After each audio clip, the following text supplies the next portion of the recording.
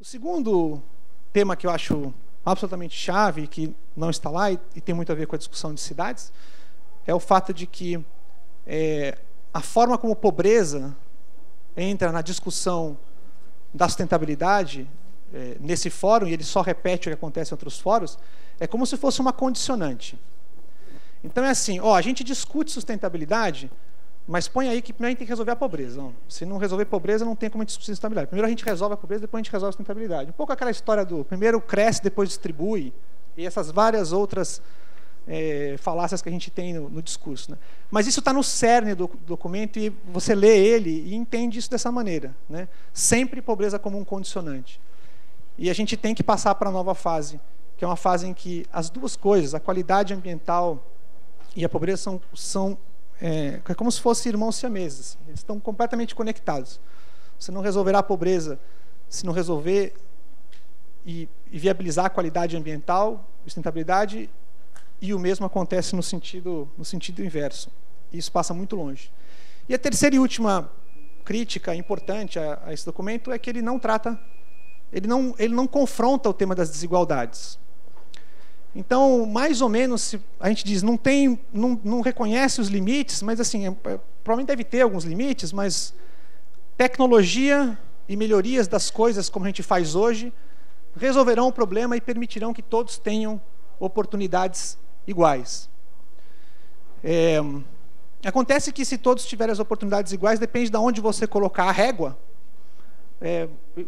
você já ultrapassou todos os limites. Né? Então, ele não trata no tema de desigualdade. Se não diminuir a desigualdade em suas várias matizes, não tem como a gente enfrentar o problema que a gente vive. E a gente vê isso de forma prática em várias áreas.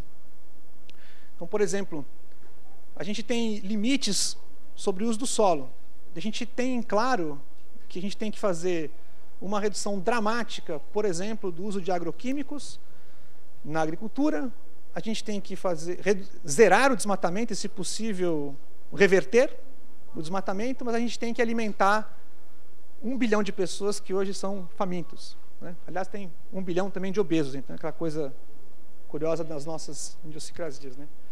Então, a gente tem que confrontar isso, não usando como justificativa que a gente, para poder fazer a transição para uma agricultura melhor, para a gente poder zerar o desmatamento, a gente primeiro tem que resolver o problema do 1 bilhão que passa fome. Não, tem que ser ao mesmo tempo.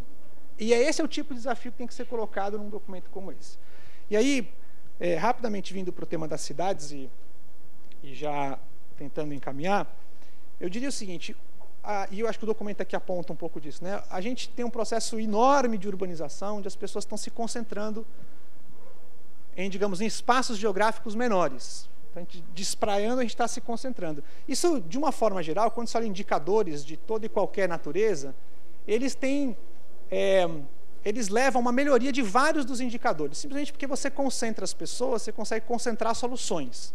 Né? Então, a gente está no ganho da gordura, assim, de resolver problemas com base no ganho de gordura.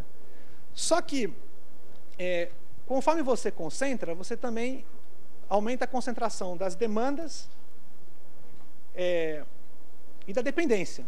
Né? Então, hoje, cada vez mais as cidades são mais demandantes e mais dependentes do meio rural que está no entorno. Mas ela também é o que mais impacta, é ela que gera os impactos no meio rural, que dá a sustentação, e aí toda a história de sustentabilidade está ligada com isso. Então, a gente tem que... quer dizer, quando você vê esse cenário, o que você vê é que essa discussão sobre pobreza, qualidade ambiental, etc., ela vai se concentrando também nas cidades. Esses temas estão todos se concentrando nas cidades. E aí tem uma discussão que eu acho que é colocada aqui, que é como encontrar a dualidade entre você descentralizar, de um lado, ter com que as decisões, os processos ocorram mais próximo das pessoas que estão nas cidades, e a gente ter uma clareza e uma conexão de visão, de objetivos, que trate do todo, do coletivo, do todo.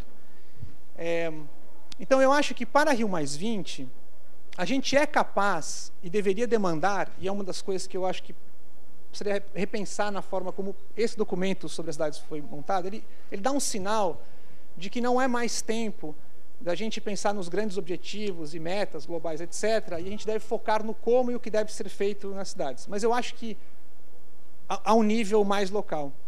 Mas eu acho que o que justamente falta hoje, em grande medida, é que a gente não consegue lidar e definir e cravar onde nós queremos chegar como coletivo. E é difícil você dividir depois as responsabilidades, transformar isso em ações, se a gente não tem isso de forma cravada. Então, um exemplo simples é, a gente não consegue definir e não consegue cravar qual é o máximo de emissões de gases de efeito estufa que a gente deve ter globalmente. Enquanto não fizer isso, não tem como a gente forçar e estimular e promover as ações na medida certa, no tamanho certo, para que, no agregado, elas resultem em um aumento máximo de temperatura que seja possível a gente absorver, o que é muito importante para aqueles que são os mais pobres, que serão os mais afetados. Então, acho que a gente tem que tratar sim, e tem que conseguir que nesse documento da Rio+20 a gente tenha essa visão clara de onde nós queremos chegar no agregado, para que ela depois possa se quebrar nos vários processos. Por último, eu acho que na ideia do fazer, como a gente faz as coisas para poder chegar nesses grandes objetivos que são traçados, ou que possam ser sacramentados em metas de desenvolvimento sustentável, o que quer que seja, a gente, em geral, para qualquer coisa, tem 3 caminhos a seguir, e que não são excludentes, mas tem que acontecer. O primeiro, a gente pode fazer melhor o que a gente já faz. Então, estamos evoluindo, fazendo coisas, melhorando o processo, etc., a gente pode fazer melhor. Depois, a gente pode fazer diferente aquilo que a gente já faz. Então a gente faz uma pequena mudança, muda o jeito que a gente faz, tem uma inovação. Mas o terceiro, que talvez é o mais importante para grandes transformações, é que a gente tem que refazer tudo de uma outra forma, né? Se reinventar. E os desafios que a gente está vendo agora, eles não vão ser superados sem essa reinvenção, né? Então, por isso que precisa ser muito bem definido onde a gente quer chegar para poder ter clareza de que não faz isso sem reinvenção. E eu vou usar um único exemplo para isso, um simples, e encerro por aqui, que é o caso da energia. A energia representa 60% das emissões de gases de efeito estufa.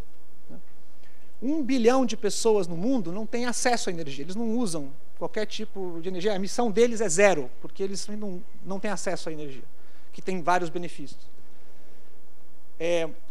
A demanda por energia no planeta, considerando todos os ganhos de eficiência que já estão planejados para os próximos anos, vai dobrar de agora até 2035, mais ou menos. Vai dobrar a demanda de energia.